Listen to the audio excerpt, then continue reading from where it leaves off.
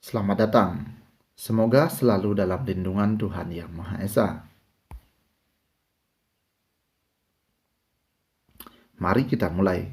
Hari ini kita akan belajar pelajaran kelas 5, tema 8, lingkungan sahabat kita pada sub tema 2. Pelajaran 1. Dalam belajar, kita harus terus mengembangkan sikap-sikap baik dalam diri kita, agar pengetahuan yang kita peroleh bermanfaat. Yang pertama, religius. Percaya pada Tuhan Yang Maha Esa.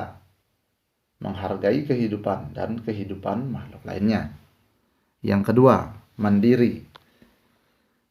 Kemudian kerja keras. Bisa bekerja sama dengan orang lain. Dan disiplin. Atau mengikuti aturan.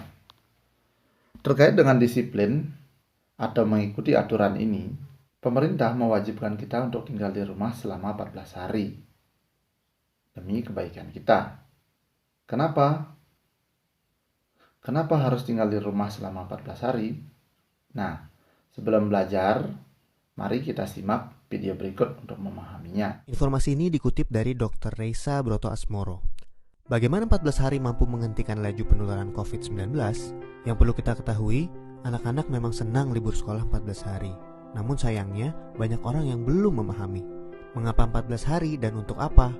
Maklum, himbauan itu tanpa disertai penjelasan yang memadai.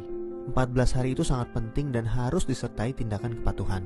14 hari itu mampu menghentikan laju penularan COVID-19 dan mampu menyelamatkan ribuan orang. Bagaimana bisa? Begini, ketika seseorang kontak dengan apapun yang bisa menginfeksinya dengan COVID-19, maka harus ditunggu minimal 14 hari. Jika tidak terjadi apa-apa, maka orang itu aman. Nah, libur 14 hari itu untuk memotong rantai penularan, dan ini baru akan berhasil jika semua orang tetap tinggal di rumah masing-masing selama 14 hari itu. Kenapa harus begitu? Contoh, seorang anak mulai libur tanggal 16 Maret selama 14 hari. Dia akan masuk sekolah lagi pada hari ke-15. Ternyata anak ini dan keluarganya menggunakan waktu libur itu untuk jalan-jalan, mengunjungi kumpulan orang, ke tempat saudara, ke mall, dan lain-lain. Seandainya dia jalan-jalan di hari ke-10 dan tertular COVID-19 di tempat yang ia kunjungi, mungkin pada hari ke-14 atau 15 belum ada tanda-tanda dia sakit, tetapi dia sudah membawa COVID-19 di tubuhnya dan berpotensi menularkan. Andai dia masuk sekolah pada hari ke-15 dan seterusnya, maka 14 hari libur sekolahnya itu tidak ada gunanya. Penularan terjadi juga di sekolah, efek domino akan berlangsung dan rantai penularan tidak terputus. Untuk itu semua orang harus bekerja sama. Semua warga Indonesia harus membantu dan warga harus kompak, yaitu patuh untuk tidak kemana-mana dalam 14 hari itu kecuali untuk hal yang sangat perlu. Waktu 14 hari itu berguna untuk saling pantau. Jika ada orang yang menunjukkan gejala-gejala menderita serangan COVID-19, bisa segera ditangani dan hopefully penularannya hanya stop di dia, karena dia tidak kontak dengan orang lain dalam 14 hari itu. Jadi, mari kita mengisolasi diri untuk diri sendiri dan orang lain. Mungkin pula dalam skala besar untuk umat manusia. Mohon bantuannya untuk share dan jelaskan hal ini kepada orang lain, supaya semua patuh dan pemerintah terbantu untuk stop penularan COVID-19. Jika tidak, maka 14 hari libur itu percuma. 14 tahun pun tak bisa stop penularan. Semoga kondisi dunia segera pulih. Dr. Reysa Broto Asmoro. Nah, demikianlah jadi penting sekali untuk mengikuti aturan pemerintah tinggal di rumah selama 14 hari tersebut. Jika semua orang tertib melakukannya, maka negara kita akan cepat terbebas dari virus corona. Jika tidak, maka situasi ini akan terus diulang.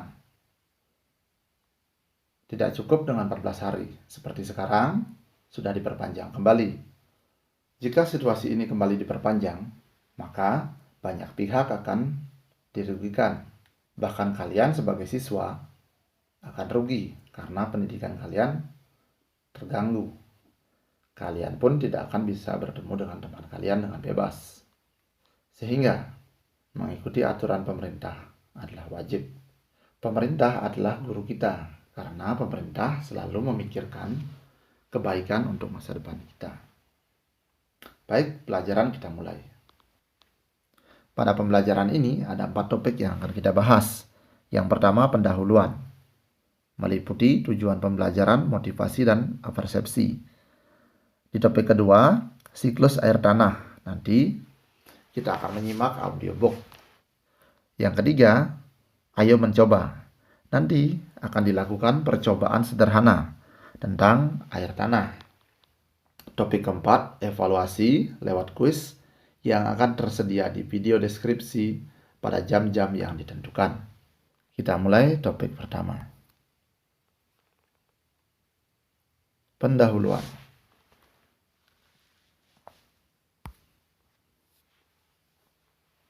Tujuan pembelajaran ada 3.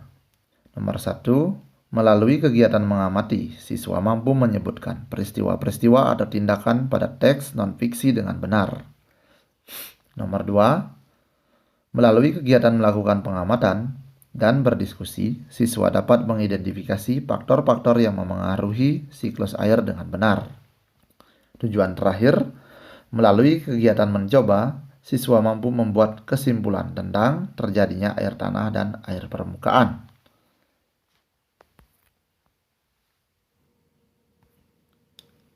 Dalam belajar, kalian harus bekerja keras, bekerja semaksimal mungkin, bersemangat dalam belajar, dan tuntas. Pastikan pekerjaan kalian lengkap untuk dikumpulkan. Untuk mengawali pembelajaran, amatilah 2 gambar berikut dengan baik. Gambar A dan gambar B. Silahkan dimulai. Ya, sudah. Kemudian, coba kita jawab pertanyaan berikut bersama-sama. Apa komentarmu melihat kedua gambar tersebut? Ya, kedua gambar tersebut jauh berbeda. Di gambar A, lingkungannya sangat hijau. Di gambar B, lingkungannya kering, gersang, seperti itu. Nomor 2, gambar manakah yang lebih indah dilihat? Benar sekali, gambar A sangat indah dilihat karena lingkungannya asri dan hijau. Dapatkah lingkungan seperti gambar A berubah seperti gambar B? Ya, pasti bisa. Apa yang menyebabkannya? Salah satu faktornya adalah cuaca. Misalnya saja musim kemarau yang panjang menyebabkan terjadinya kekeringan tersebut. Nomor 4. Dapatkah lingkungan seperti gambar B berubah seperti gambar A? Bagaimana caranya? Ya, mungkin saja. Contohnya di negara kita, Indonesia. Sudah memasuki musim penghujan. Tumbuh-tumbuhan akan kembali hidup subur. Hal ini disebabkan tumbuhan mendapat cukup pasokan air untuk kehidupannya. Nomor 5, sebutkan cara-cara yang biasa kamu lakukan dalam menjaga lingkungan rumah dan sekolahmu. Maksudnya, agar lingkungan rumah atau sekolahmu tetap hijau. Ya, caranya dengan rajin-rajin merawat tanaman. Misalnya, tanaman selalu disiram setiap hari. Nah, tentunya ini akan membutuhkan air yang cukup. Di pembelajaran kita kali ini, kita akan membahas tentang siklus air tanah. Kita masuk ke topik yang kedua, siklus air tanah. Untuk memahami siklus air tanah, simaklah audiobook berikut dengan baik. Pahami isinya. Siklus air tanah. Proses siklus air tanah menyebabkan air bergerak meninggalkan tanah ke udara. Selanjutnya, air turun lagi ke tanah dalam bentuk air hujan. Nah, air yang turun ke tanah ini ada yang masuk ke sungai.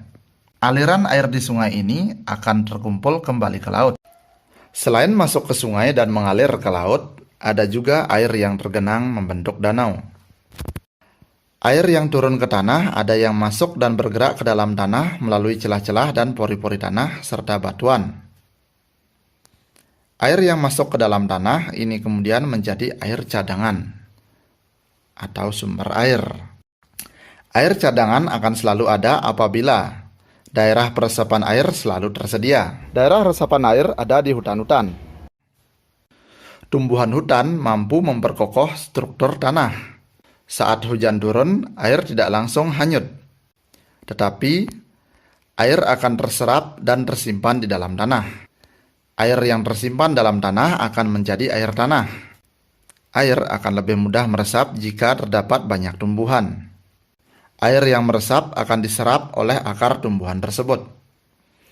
Adanya air dan akar di dalam tanah menyebabkan struktur tanah menjadi kokoh dan tidak mudah longsor. Nah, menyimak uraian tersebut, dapat disimpulkan bahwa keberadaan hutan sangat penting. Hutan berperan dalam penyimpanan air. Oleh karena itu, kita harus senantiasa menjaga kelestarian hutan. Saat ini, hutan banyak yang gundul akibat penebangan liar. Selain penebangan, hutan dapat rusak akibat pembakaran. Pepohonan di hutan ditebang atau dibakar dengan alasan tertentu, seperti untuk membuka lahan pertanian, perumahan, atau industri. Kegiatan-kegiatan ini dapat mengurangi kemampuan tanah dalam menyimpan air. Akibatnya, pada saat hujan terjadi banjir, dan pada saat kemarau banyak daerah mengalami kekeringan. Pembangunan jalan yang menggunakan aspal atau beton dapat menghalangi meresapnya air hujan ke dalam tanah. Akibatnya, pada saat hujan, air tidak dapat meresap ke dalam tanah. Hal ini menyebabkan terjadinya banjir, dan air menggenangi jalan-jalan. Nah, apa akibatnya jika daerah resapan air semakin berkurang? Apabila daerah resapan air semakin berkurang, cadangan air di bumi ini semakin menipis. Hal ini dapat mengakibatkan sungai-sungai dan danau menjadi kering. Keringnya sungai dan danau menyebabkan proses penguapan semakin menurun. Menurunnya proses penguapan ini menyebabkan berkurangnya pengendapan titik-titik air di awan. Keadaan ini tentu mengurangi terjadinya hujan.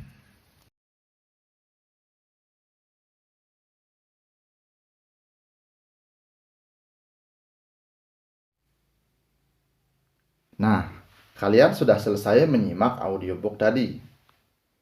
Waktunya bagi kalian untuk berlatih. Tugas kalian adalah seperti berikut. Peristiwa apa yang terdapat pada audiobook tadi? Bagaimana urutannya? Tulislah dalam diagram alir berikut ini. Isilah diagram tersebut dengan pengetahuan yang kalian peroleh dari audiobook sebelumnya. Silahkan dijeda atau di pause videonya dulu sampai selesai baru dilanjutkan. Kegiatan berikutnya, ayo berdiskusi. Karena kalian diwajibkan untuk tinggal di rumah, maka kalian bisa berdiskusi dengan keluarga kalian, ayah, ibu, atau kakak kalian. Bisa juga berdiskusi dengan teman-teman kalian melalui pesan singkat, seperti WhatsApp atau aplikasi lainnya.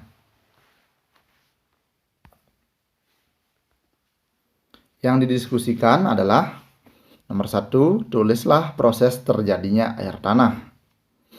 Nomor 2, tulislah faktor-faktor yang memengaruhi berkurangnya ketersediaan air tanah. Nomor 3, tulislah kegiatan yang dapat kita lakukan untuk menjamin ketersediaan air tanah. Ingat kembali isi audiobook sebelumnya untuk membantu menyelesaikan tugas ini. Silahkan kerjakan, bisa di pause atau dijeda dulu videonya di sini, baru dilanjutkan. Kita masuk ke topik keempat. Ayo mencoba. Lakukan kegiatan ini dengan berani. Untuk melakukan percobaan ini, sediakan bahan-bahan berikut. Yang pertama, air. Secukupnya saja. Yang nomor 2, wadah berjumlah 2 buah. Wadah ini harus memiliki bentuk dan ukuran yang sama. Kalian bisa memanfaatkan barang-barang bekas seperti botol aqua yang kalian potong pada bagian atasnya. Nomor 3, batu bata. Gunakan saja yang sudah rusak atau yang tidak terpakai, karena nanti batu bata tersebut akan dipecah-pecah. Yang terakhir, perlu kalian sediakan adalah batu kerikil. Seperti biasa, penting juga untuk menyediakan alat-alat tulis seperti penggaris dan lainnya. Langkah percobaan. Nomor 1, isi wadah pertama dengan batu bata. Ada 2 wadah. Wadah pertama isi dengan batu bata. Wadah kedua isi dengan batu kerikil. Kemudian nomor 3, ini yang penting, tuang air pada masing-masing wadah hingga setinggi 5 cm. Di wadah pertama tinggi air 5 cm, di wadah kedua tinggi air 5 cm. Taruh keduanya di tempat yang aman agar tidak tumpah. Jauhkan dari orang-orang atau hewan peliharaan kalian. Ingat juga untuk mencatat waktunya, jam berapa kalian menaruh wadah tersebut. Nomor 4, setelah 1 jam, amatilah tinggi air pada masing-masing wadah. Lalu jawablah pertanyaan berikut. Jadi waktu dicatat 2 kali. Ketika kalian menaruhnya dan setelah 1 jam. Lalu jawab pertanyaan berikut. Nomor 1, apa hasil pengamatanmu? Adakah perbedaan tinggi permukaan air pada kedua wadah? Nomor 2, apa yang terjadi pada air di wadah berisi batu bata? Nomor 3, apa yang terjadi pada wadah berisi bongkahan-bongkahan batu? Nomor 4, apa yang dimaksud air tanah? Dari percobaan tadi, kalian akan mendapat pemahaman tentang air tanah tersebut. Nomor 5, apa yang dimaksud air permukaan? Nomor 6, dari percobaan di atas, wadah manakah yang menunjukkan terbentuknya air tanah? Dan wadah manakah yang menunjukkan terbentuknya air permukaan? Silahkan jawab semua pertanyaan dengan baik. Boleh dijeda atau di pause dulu, baru dilanjutkan. Nah, untuk membantu kalian memahami percobaan ini, simaklah contoh berikut.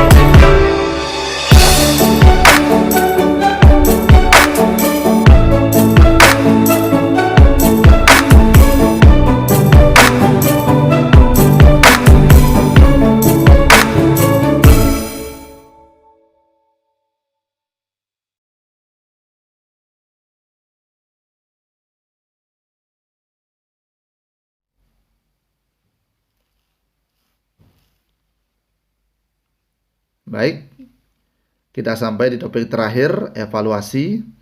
Nanti akan dilakukan lewat kuis. Silahkan cek di video deskripsi di jam-jam yang ditentukan.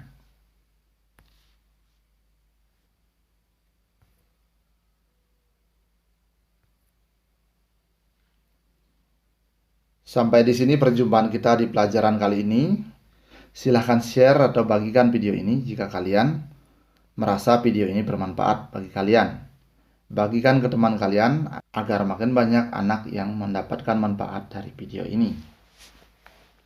Terima kasih Bapak ucapkan. Sampai jumpa.